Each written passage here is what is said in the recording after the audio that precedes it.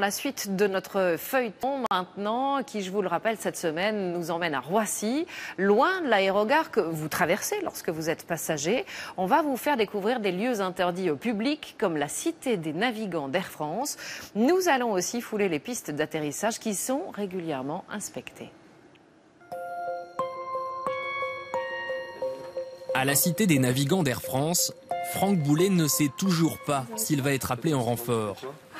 Domiti Berger, elle aussi, est hôtesse réserviste aujourd'hui. C'est aujourd'hui sur mon premier jour. Je suis parti à Washington la semaine dernière. Ah bah oui. Mais pas le temps de faire connaissance. Apparemment, je suis déclenché.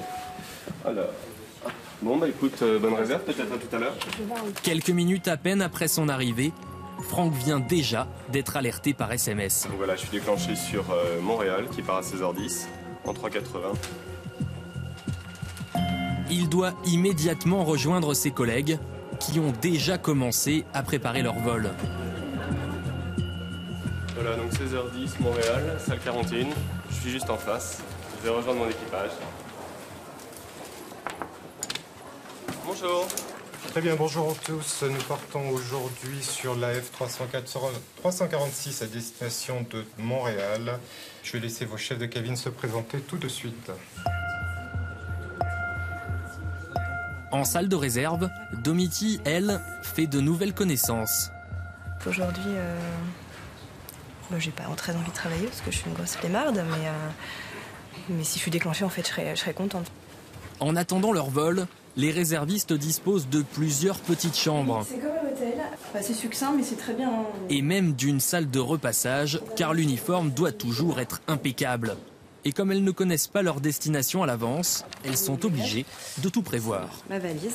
Dedans, j'ai des tongs, des maillots de bain, des doudounes, des pulls, des petites robes, lunettes de soleil, crème solaire, tout ça. Là, vous savez pas demain si vous serez au bord de la mer ou... Non, et surtout, on ne sait pas pour combien de temps. Donc, en ce qui concerne les sous-vêtements, on en prend pour 7 jours, parce qu'on peut partir 2 jours, 3, 4, 5, 6 ou 16. Un étage plus bas, Franck, lui, vient de terminer son briefing. Vous êtes dans les temps encore, là? Nous sommes dans les temps. Nous avons 5 minutes pour atteindre la navette.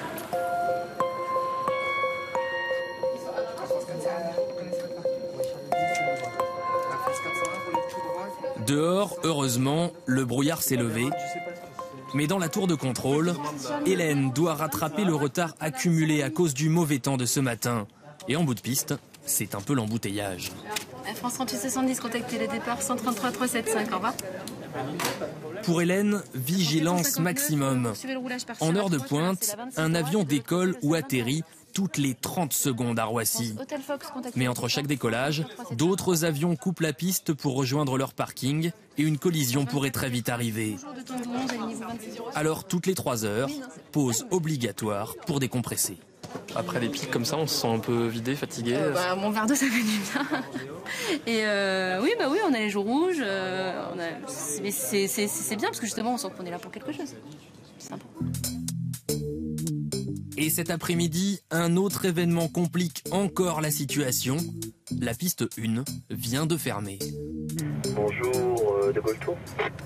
Oui, pour pénétrer sur la 27 gauche, 09 droite, le kilo 7. Flic-unité, tu peux pénétrer la 27 droite, m'appelle pour dégager. Karine Folcalvez et son équipe sont en charge d'une inspection complète. 45 minutes montre en main pour traquer le moindre gravillon, le plus petit débris oublié. Et question propreté ici, on ne plaisante pas. Il faut que ça va vraiment, je ne vais pas dire que ça brille comme chez vous, mais il faut vraiment que ça soit très propre. Sur 4 km de long, tous les projecteurs doivent aussi être vérifiés un par un. À tous les véhicules sur la 27 gauche, faites attention, je pense qu'il va y avoir un croisement. Mais pendant ce temps, la piste d'à côté reste ouverte et des avions continuent de passer à quelques dizaines de mètres. Il faut vraiment respecter les distances sécuritaires parce que sans cela, ça peut être très dangereux. Par le souffle, puis après les projectiles, il y a des petits gravillons, des petites choses comme ça qui peuvent s'en aller et toucher le véhicule. Sur le bord de la piste, le couvercle d'une balise lumineuse a d'ailleurs été soufflé par les réacteurs d'un avion. Les vis se bougent, donc ça ne maintient plus le couvercle. Donc il a été retrouvé dans l'herbier.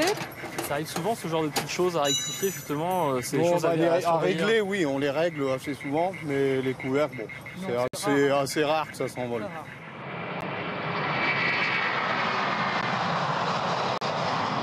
Ça vous fait toujours une émotion d'être sur la piste Absolument.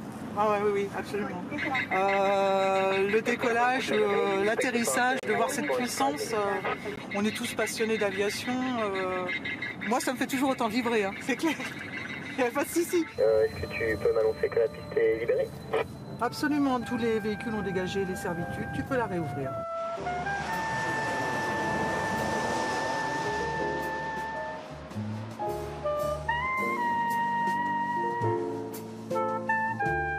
Escale à Roissy, un feuilleton signé Olivier Sibyl, Mathieu Nivenglowski, Bruno Osé, Isabelle Tartakovsky. La suite, bien sûr, demain.